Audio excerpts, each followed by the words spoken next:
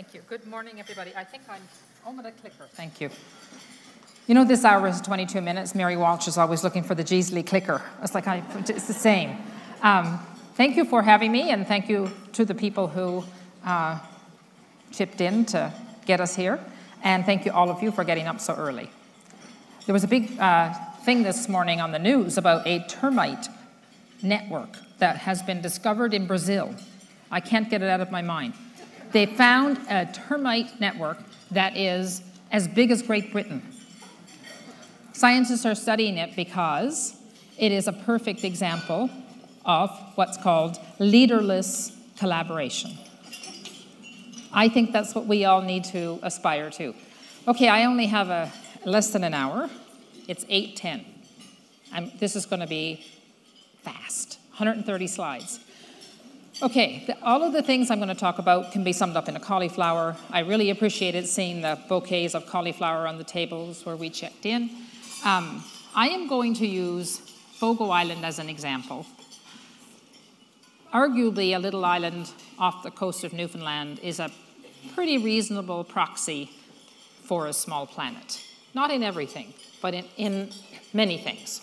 So, that's where it is.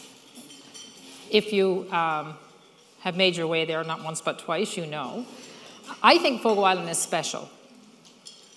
It doesn't matter about special. What matters is specific. We're not going to build futures based on what's special. We're going to build a future based on what's specific. And the specific thing about Fogo Island is that it is located in the Labrador Current.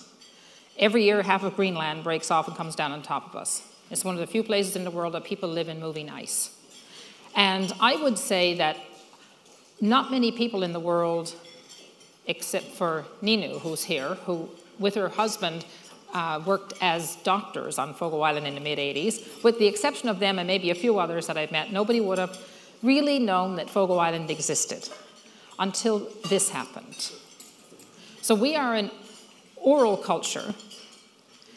When we were planning these projects that I'm going to describe to you, we knew we were living in not just the digital age, but a visual age. This building, I think about it as a hack, because you can't miss it. We've never spent $1 on advertising. We spent a lot of money, $41 million, putting that building on that bald rock. Because we knew we got one chance at crossing a really big chasm. And if we didn't exist in the sort of imaginations and the visual imaginations of the world, we just weren't going to exist. It's a hack, but it's also a Trojan horse. This is just a structure into which we put the things that matter, and the things that we care about, and the things we think have value.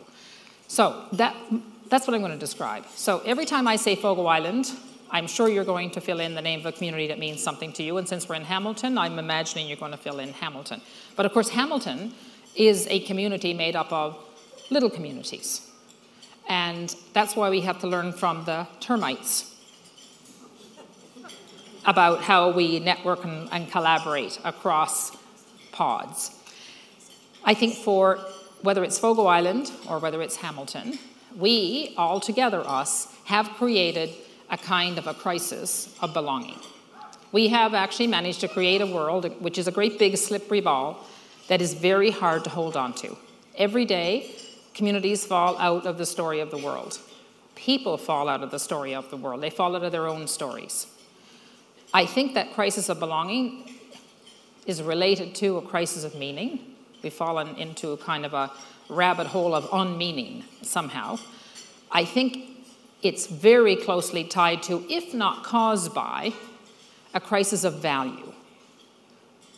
We have lost track of a proper relationship between the inherent value of something and its financial value. And as we have kind of retreated from an embedded relationship with nature, we have resorted to measuring everything in monetary terms. So I think that's the big thing we have to tackle. Otherwise, I Don't know how we solve the belonging problem. But I think it's easy to tackle this, so this is not to depress you. I just want to call out what I think the problem is. And just in case anybody was feeling smug and thinking, well, I didn't cause that, we all did. And nobody says it better than Stanislav Lech. Every snowflake in the avalanche pleads not guilty. We are all perpetrators and victims of this mess that we have created. E.F. Schumacher wrote a book called Small is Beautiful, which came out in the mid-'70s. Anybody here not read it? Does that mean everybody here has read it? Wow, I'm not going to dwell on it so much.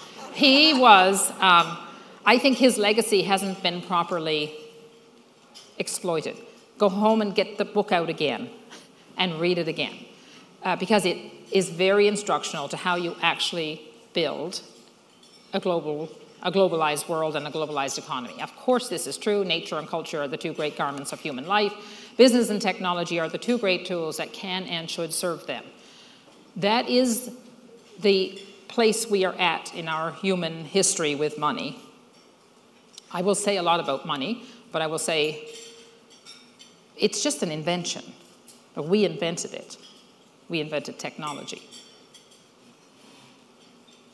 Business can and should be a great servant, and will be, as long as we can figure out how to create more stickiness between business and place. I'm going to come back to that. I love the work of this man who was an urban planner, and he said, of course, globalization, that ship has sailed, and besides, we all want to belong to the world. The question is, we have to figure out how to create a global network of intensely local places. This is very hard to do in the face of a great big ball of fire called the economic system. The economic system that we have created or allowed to be created isn't kind to place or to people, or to things that have inherent value. Not that it's just indifferent to them. And in furthering the ends of adding to the big ball of fire, I mean, you see this in increasing concentration of wealth and money that moves around the world looking for a return. So what we have to do is tame that big ball of fire. We have to break it up into little balls of fire that can serve as light and energy for communities. So we really need to all have a little fire-breathing dragon in our pocket. And when we get this done, I think we will have created a world that it is possible to belong. So that's what my talk's basically about. So before we figure out, in order to figure out what it is we should do today or tomorrow, we have to figure out what is it we are actually trying to do. What are we optimizing for? I think if we all got up tomorrow morning, I'm sure most of you here got up this morning with this in your mind, we are going to optimize for community, for some shared understanding of human community. Now let's talk about the word community, because I'm not sure we have a whole common understanding of what it is. The first thing I will say about it is a community is in a physical, geographic place. It is not a network. I don't spend too much time with rage because it just takes up my energy, but I do get very enraged when I hear people talk about online communities. There is no such thing as an online community. That's a network. That's really important.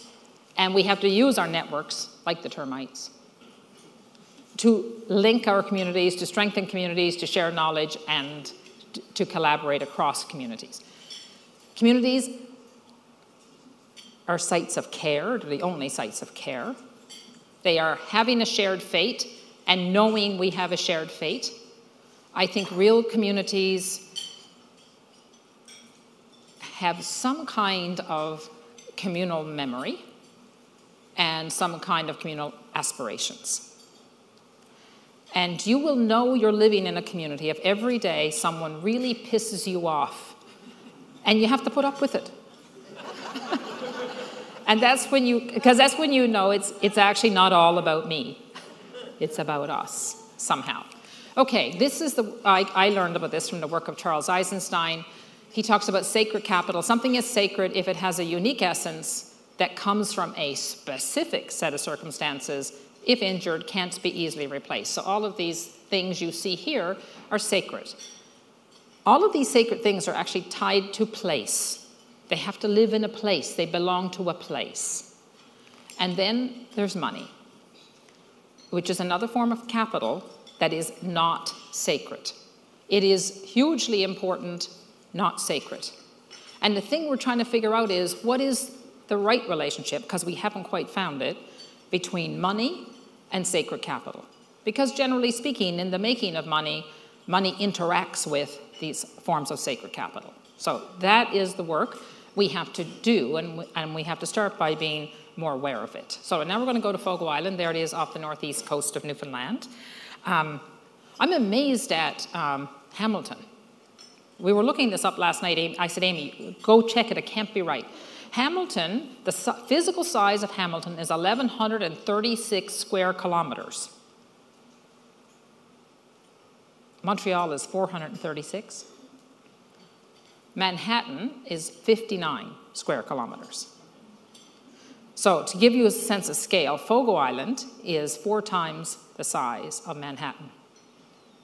And Hamilton is 4 times the size of Fogo Island. This is a really big place you have. Like, everything is possible here. You have so much place.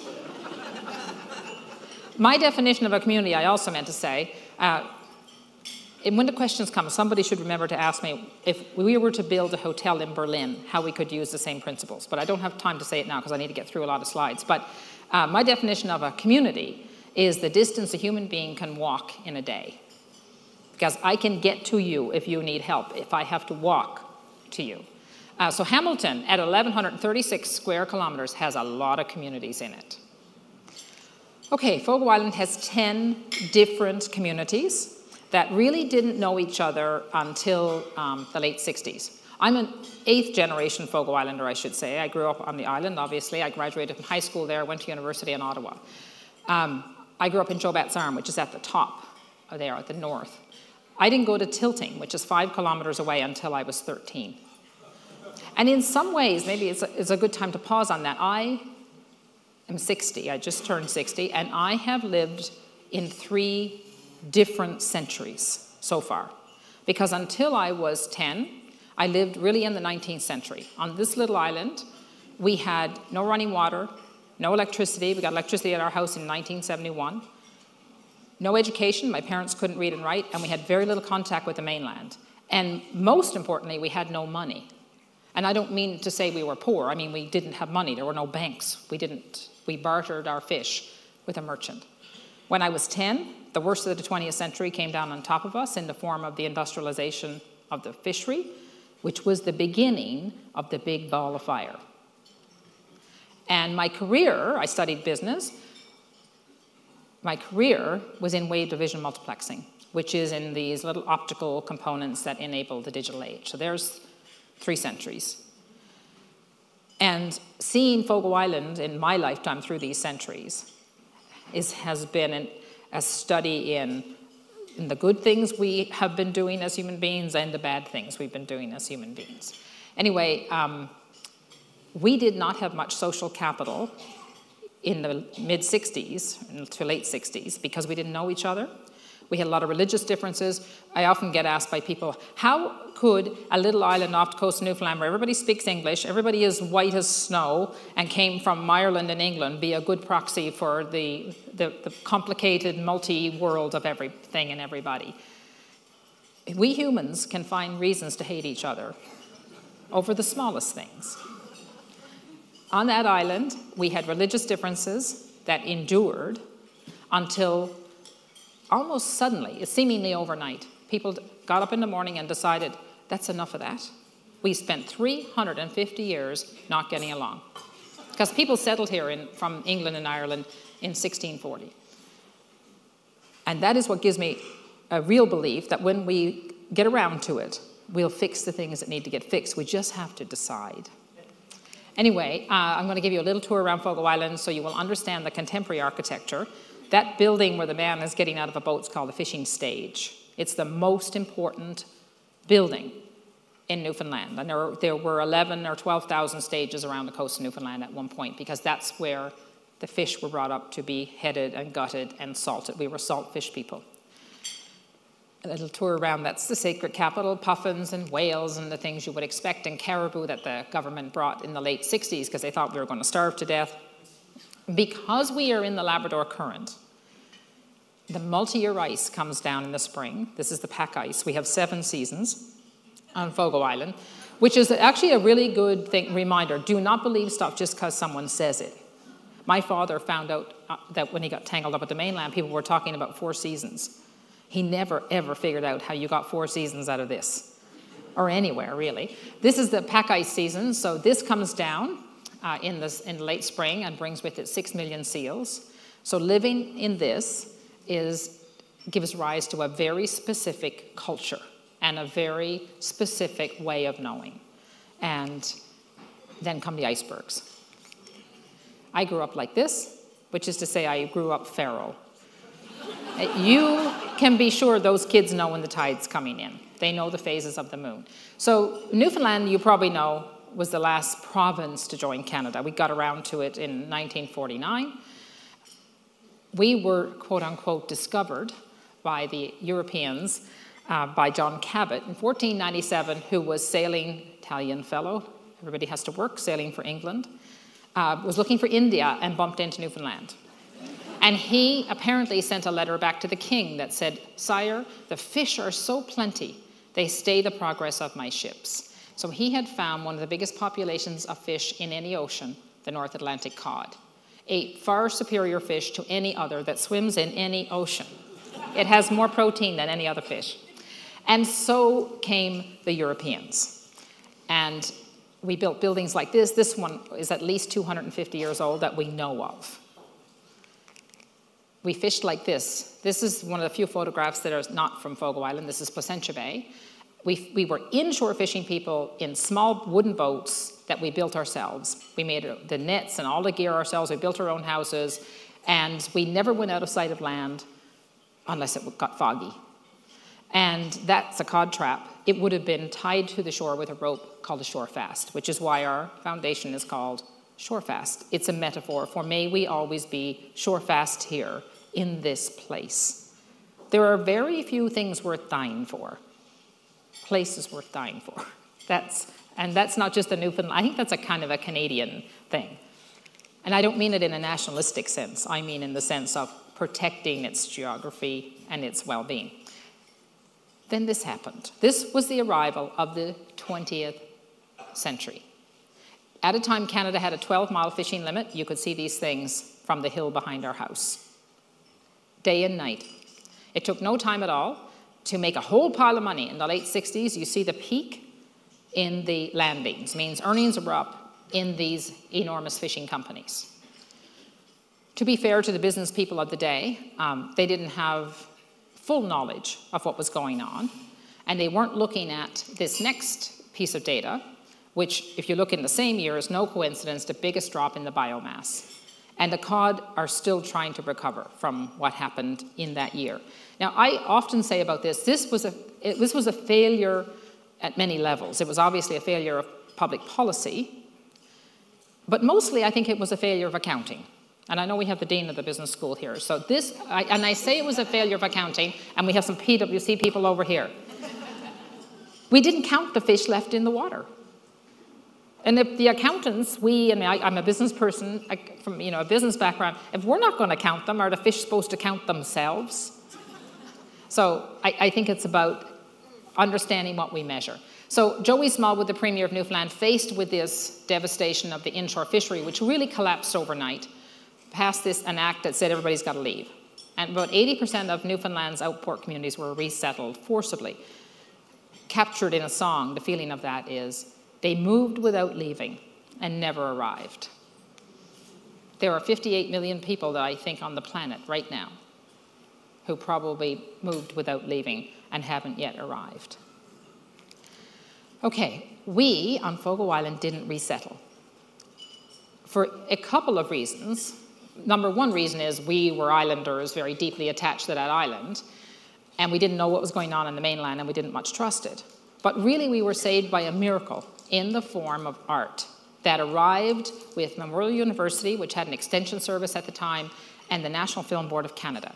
So remember I said we had 10 communities that didn't know each other and didn't trust each other. These people went around at a time that the government officials are going around saying you have to go, and here's the check, you're going to get $300 or $400 to move your entire family somewhere else. Along come these people, they didn't have the answers, and that was the beginning of something good, because what they had was a whole lot of questions. And for the first time, somebody asked men like my father, so what do you think could be done? Do you think there's fish anywhere? And of course they knew there were fish in the midshore. If those big ships were getting fish in the midshore, there must be fish. Because of art's ability to see that which is invisible, as John McKnight, everybody here must know who John McKnight is, he calls artists reverse magicians. Magicians make things disappear, artists make things appear.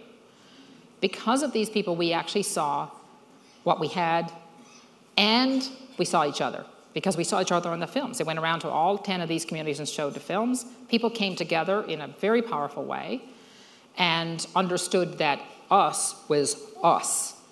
And as a result of that, this is collectively called the Fogo process. If you Google it, you'll see 27 beautiful little films, and this Fogo process is still used today. As a direct result of this, Fogo Islanders formed a cooperative. That cooperative owns the fishery on Fogo Island to this day. It's obviously owned by the fishermen and the plant workers. I can tell you with certainty that if our fishery wasn't owned by a co-op, there wouldn't be anyone living on Fogo Island today. The co-op optimizes for the well-being of the community. If our fishery had become owned by one of the big fishing companies, we would have been closed a long time ago, because our fish plants are not as efficient as measured in money. I'm a business person. I love business. I identify as a business person. One of the things we're not particularly good at is we're not particularly nuanced. So we will take a great big hammer to knock in a tiny little nail. If you need to run a fishery off the northeast coast of Newfoundland, you do not need a transnational corporation. A little fishing co-op will do just fine.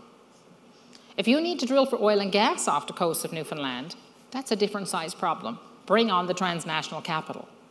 So getting more nuanced in how we use business, how we allow it to be used in our communities, is an important part of taming the big ball of fire.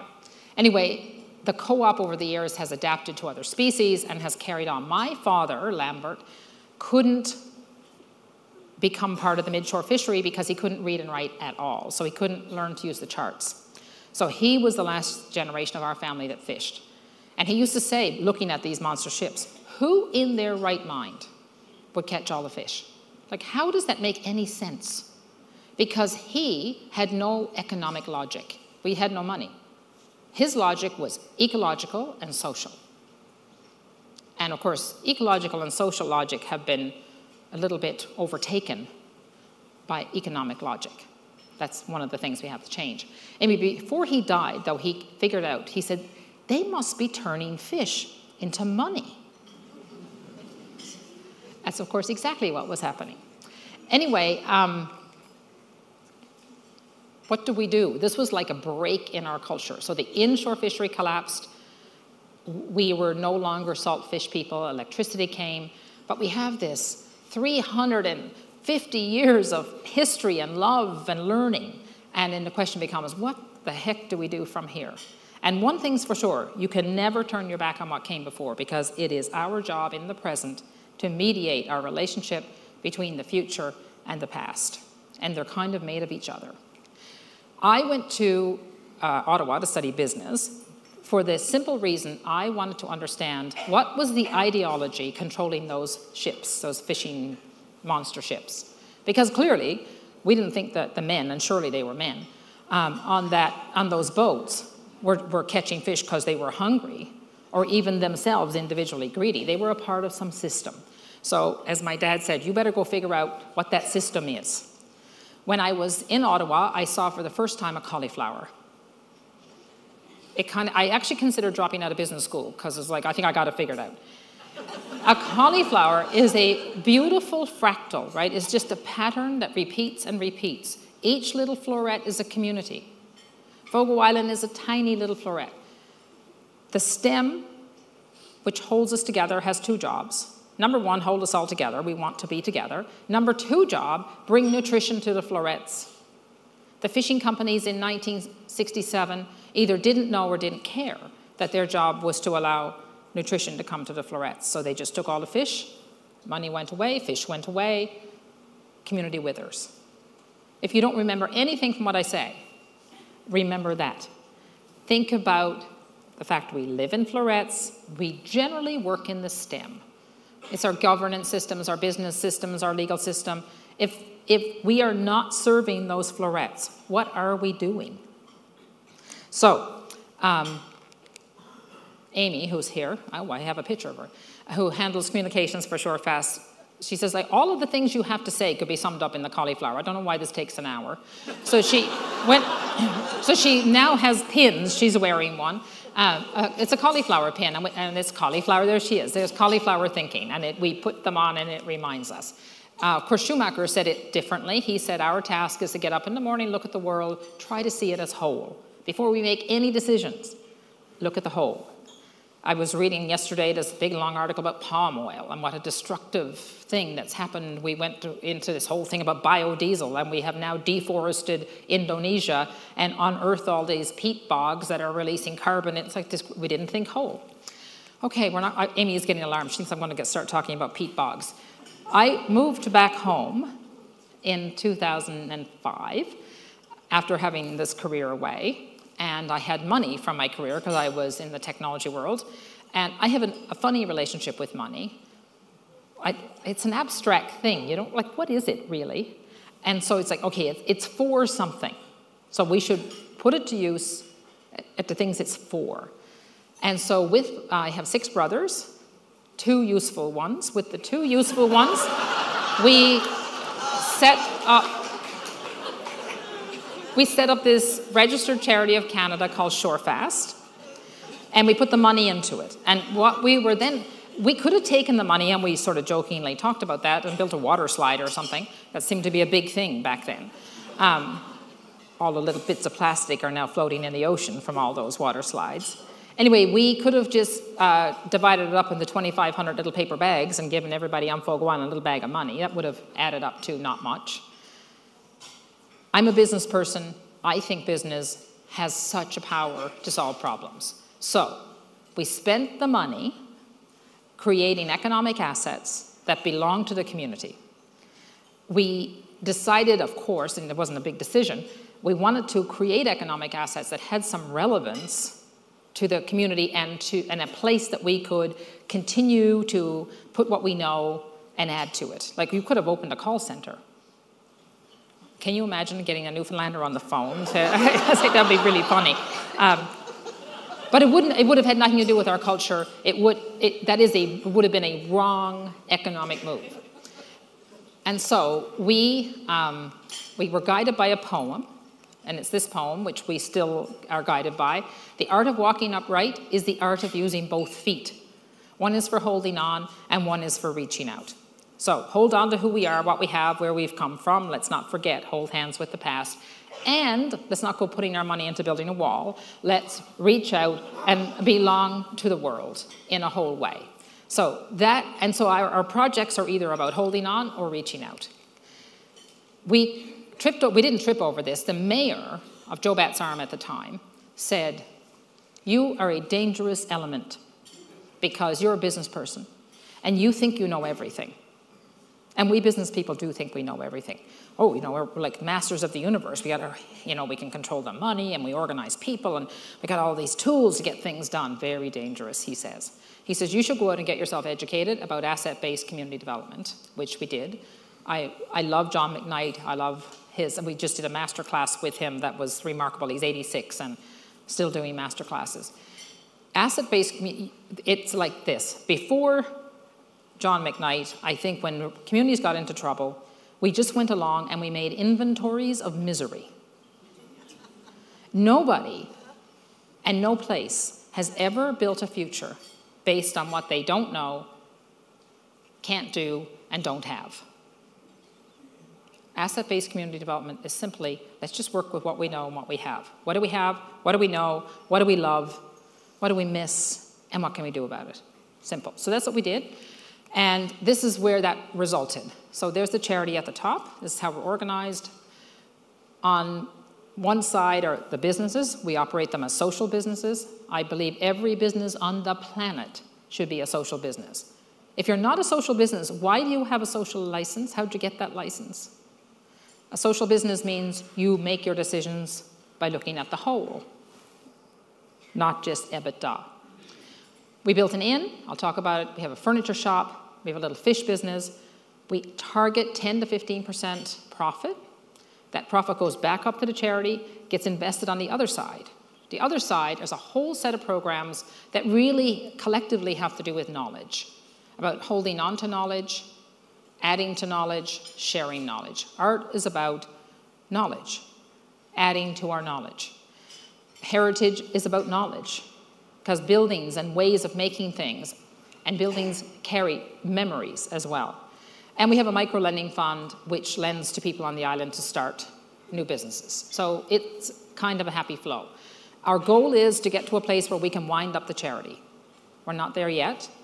The goal is to have enough income from our social businesses, and we have many more we want to start. Next time I come back, if you invite me back, there'll be more patches on that quilt. And that the money will fuel the charitable programs. So that's what we do. We believe in the power of place. Place, my dad used to say, nature knows everything. When I say place, I don't mean nationalistic place. I mean geography. It will never give up on you if you don't give up on it. We have got to stop treating it like a commodity. I have friends who are developers, real estate developers. And it's like, any arsehole with a credit card can take a beautiful piece of land and build something on it and sell it. That is not development. That's exploitation.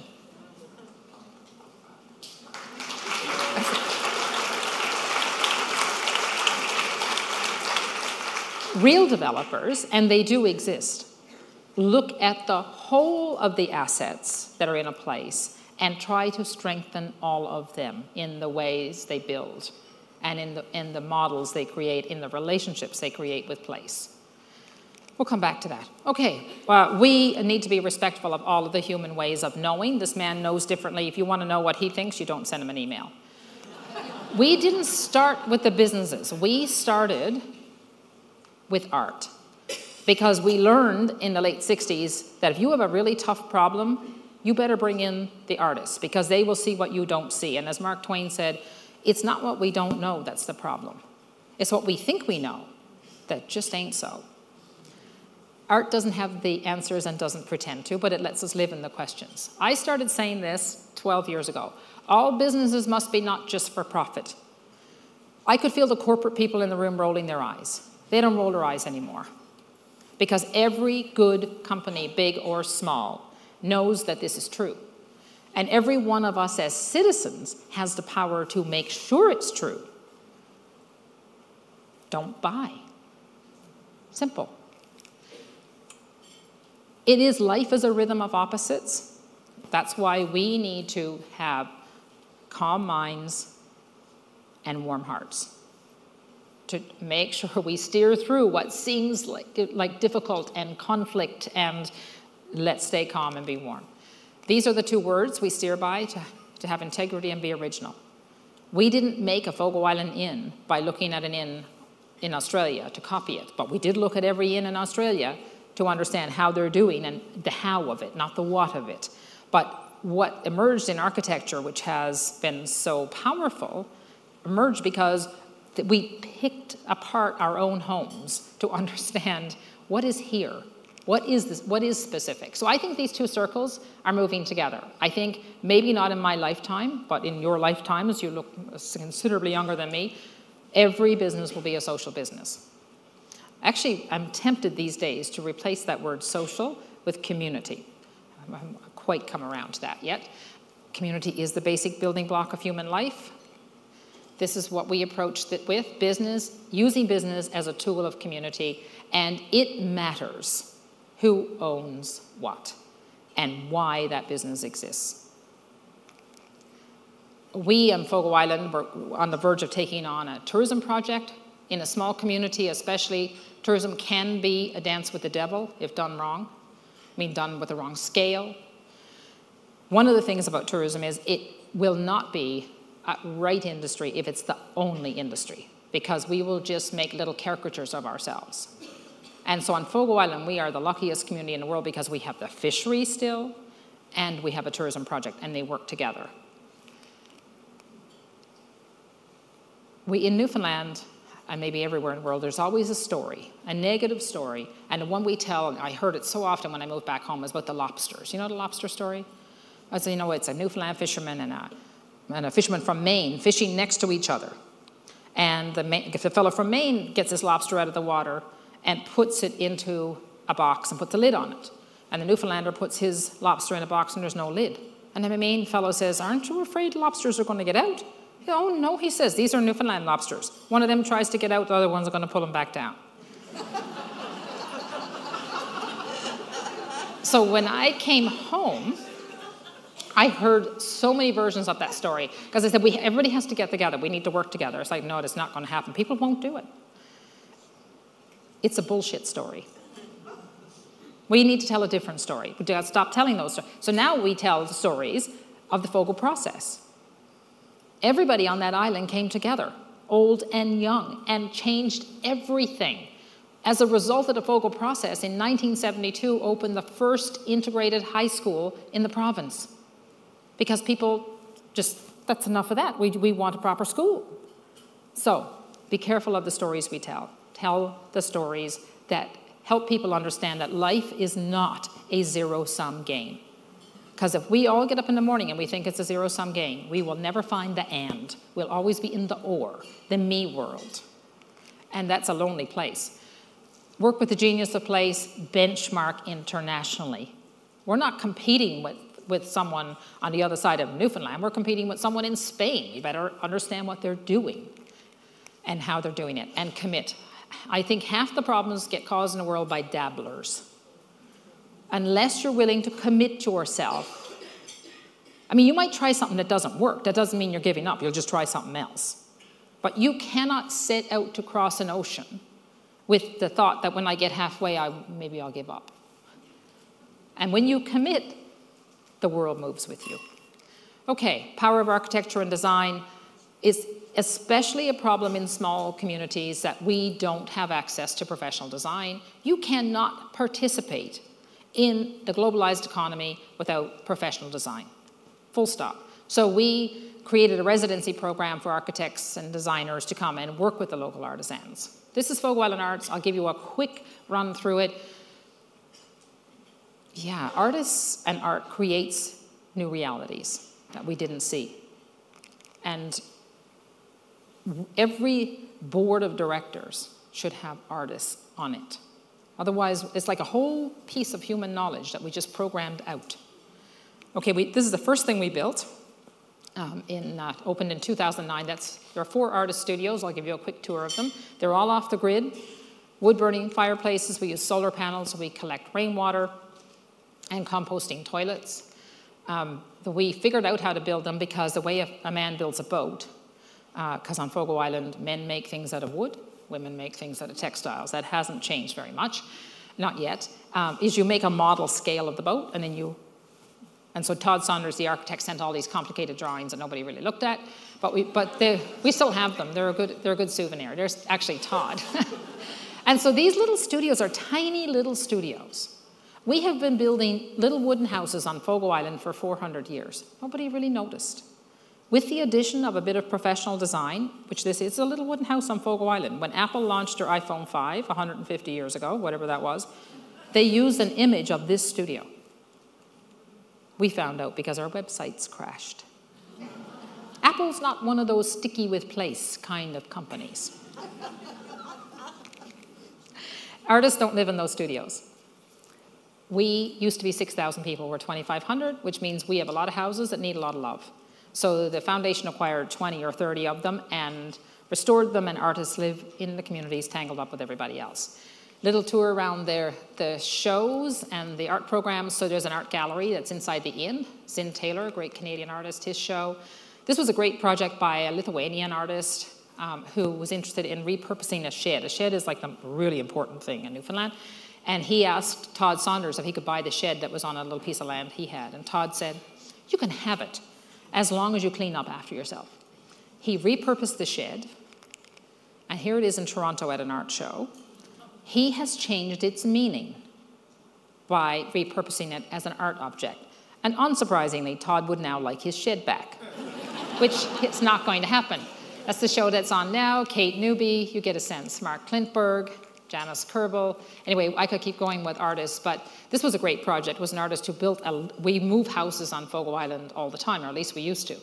But the younger kids don't do this so much anymore. So this artist made a little house and the kids moved it. We publish. It's very important to the careers of artists to have publications from their shows. And we have a set of dialogues. So this was actually just 2 weeks ago in Chicago. It was a panel conversation at the art club in Chicago called The Complicated Conversation, Art, Business, and Community. And so architecture has a job to do. One of many jobs, actually. One of those jobs is to help us carry time. Our human systems crave diversity, which is why we get sad when we go into these places that all look the same, and our human systems crave a relationship with time. I think Todd Saunders has done a reasonable job of carrying time. The old building without the new one would make us sad. For people whose lives were lived for what? Did it all come to nothing? If it all comes to nothing, then it's shame on us. The new one, without the old one, would be some young upstart architect's idea of beauty. Who cares? Means nothing. So architects have a lot of work to do. This old house has been like this, falling down, falling down. A group of people who had been in our artist in residence program were attached to the island, bought it, and that's what it looks like now. So, I mean, there's a lot of studies and a lot of things about, does art add economic value? That is a wrong question. Art should never be expected to demonstrate its financial payback. Art should be expected to demonstrate that it is frigging good art and good artists and good thinking, because art's about thinking.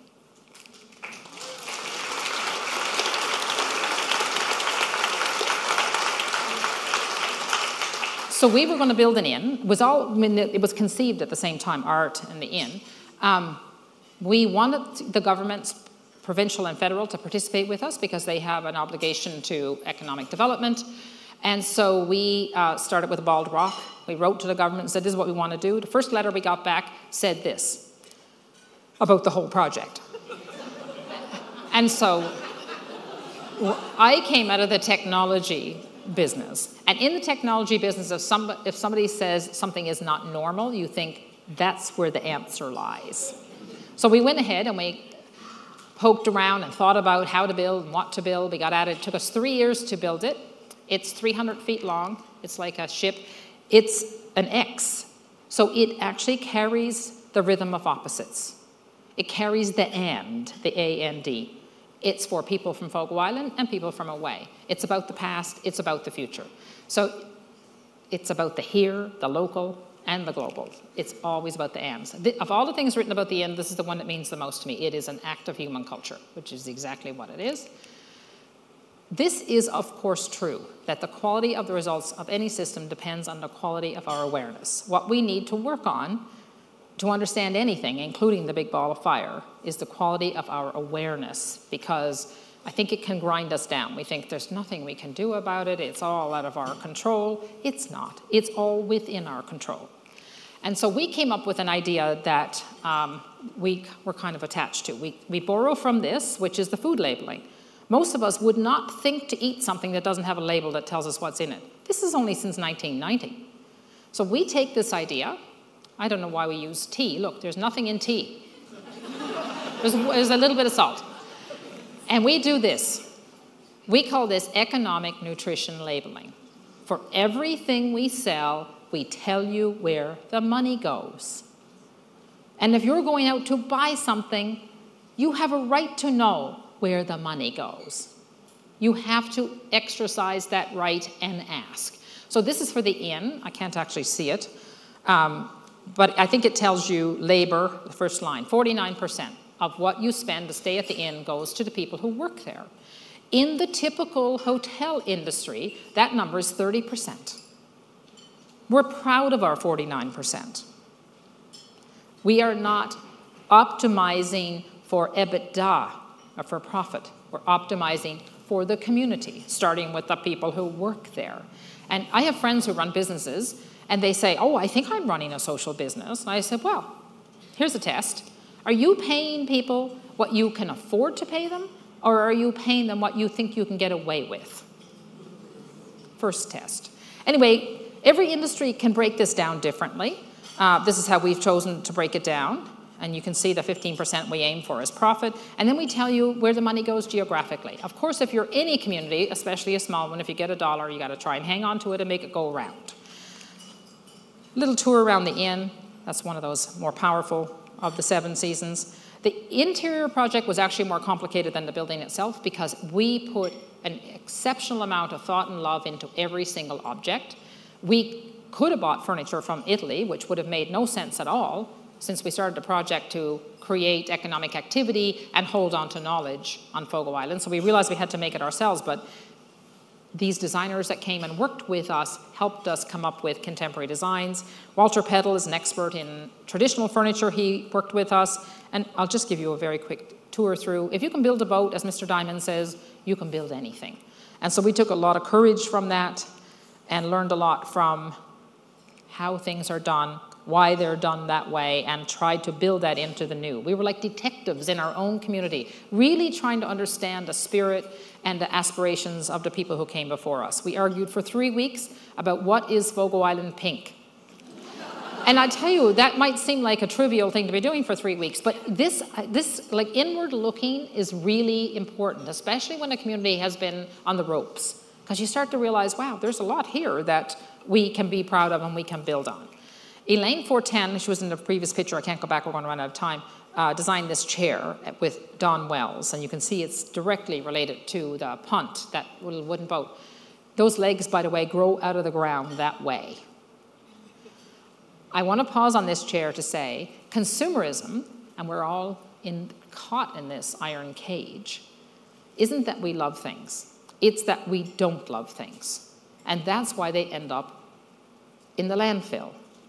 And because we have fallen down this rabbit hole of unmeaning, we all have this kind of spiritual hunger that we think is going to get filled by buying something. Of all the relationships that are broken, our relationship with objects is broken. And as a result, objects can't do the job that they're perfectly willing and able to do, which is help us make meaning, put us in relationships. The quality of our lives is the quality of our relationships.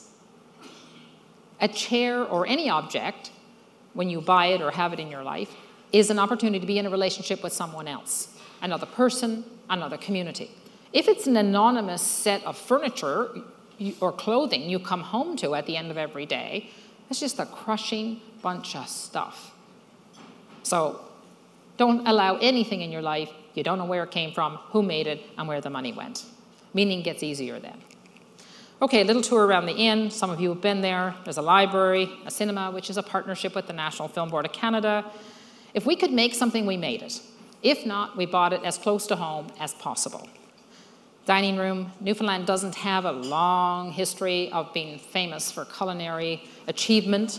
But that is actually changing. I don't know if you follow what's going on. There's a real strong regional cuisine developing in Newfoundland.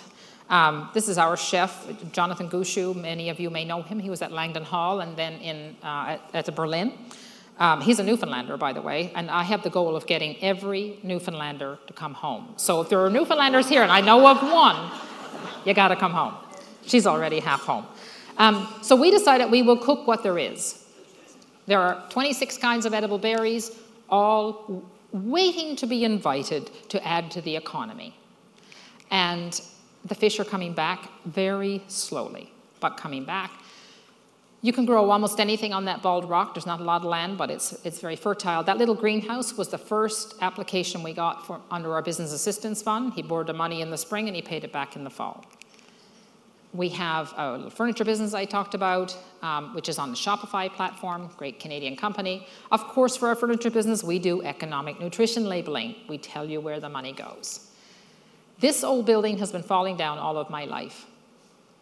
When buildings fall down in a community, it sucks from the joy and spirit that people feel. So why, in the business world, in accounting, and I'm looking at your table because I think you're the accounting people, we have this notion of a business being a going concern. I think there's an accounting test for is a company a going concern? Why don't we have this concept for the community world? If you get up every morning on Fogo Island or anywhere else and see a bunch of falling down buildings, you do not feel like you're living in a place that is a going concern. We cobbled together enough money, it took a long time to fix this building up. We no sooner started this work when people started fixing up their houses. It's like, oh, I guess this is real. Well, I better get on board with this as well. Architecture, buildings, we're in this amazing, like this is, you know how lucky you are to have this building? This is an incredible, incredible building.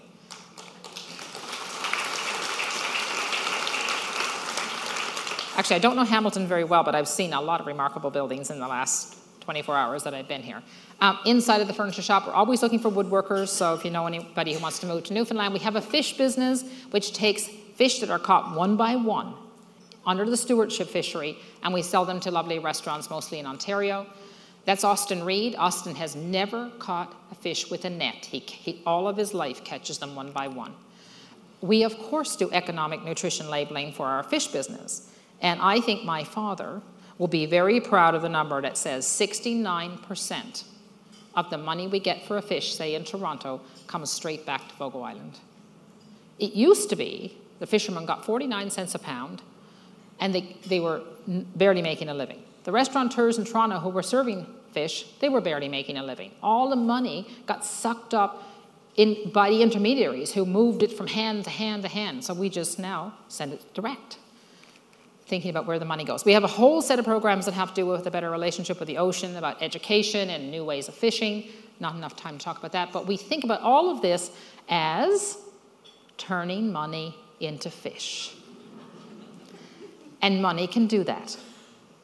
Money has many good things it can do. Look at the things that matter to the future, to intrinsic value, whether it's ecology, whether it's important buildings. Spend the money. Don't keep it locked up in a bank somewhere. Of all the problems we humans have, a shortage of money is not one of them. We are really good at making money. It's not always where we need it to be. In fact, one of the dangers we face is there's too much money in the big ball, all looking for a return. So, spend it on fish. Some of the restorations, this is the headquarters, the worldwide headquarters for the Fogo Island punts. And there they are in the annual race. Now, you know this is true, this plague of sameness. This next photograph is not Fogo Island. Why do we allow this to be built?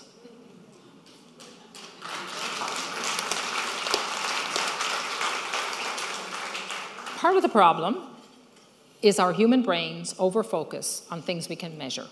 We can measure the payback period of this, probably 5 years. In the meantime, it deprives us of beauty and civic pride. It deprives us of a relationship with the past. It deprives us of something that strengthens the specific. And in 20 years, it's going to the landfill. So, I don't agree with these Amazon people. By the way, I don't know why anybody buys anything from that company. When I said every snowflake in an avalanche pleads not guilty, every time we do, we're putting a nail in our community coffin. It gets bigger and bigger, and never forget that convenience and our human desire for convenience and monopoly live right next to each other. We enable monopolies because, I mean, really, what could we need in our lives that we have to have tomorrow morning? Wait a few days. Or actually what I do is I shop on Amazon and then I order it from a bookshop. That tricks them. Okay, this is what it looks like in Joe Batt's arm now. That was a big year for icebergs. We are thinking about starting an Institute for Community Economics because I don't think we have created yet the platforms to bring together all of the economic agents. The town, and we have the mayor here. The municipalities and cities have such an important role to play in community economics. The businesses do. Citizens do. But where is it we come together to actually collaborate with the idea of community economy? And so on Fogo Island, we are experimenting with something we call an economic development partnership, which is the town, capital T town, Shorefast, and the fishing co-op. So that's the three biggest agents that work. And so if we need to get something done, I can quickly say to the mayor, well, you got to do something about the planning law there, because that's going to be a big problem. It doesn't take 20 years of writing letters and trying to make a meeting. So I think we have to grow architecture for optimizing for community. One of the things if we do an institute is and I've already kind of started this, reinvent monopoly. Do you know monopoly was invented by a woman? It was invented by a woman who believed that private ownership of land was a bad thing. I don't agree with that.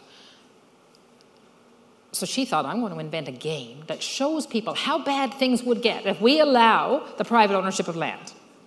Instead of getting the message, we teach our children how to bankrupt each other on Thanksgiving holidays.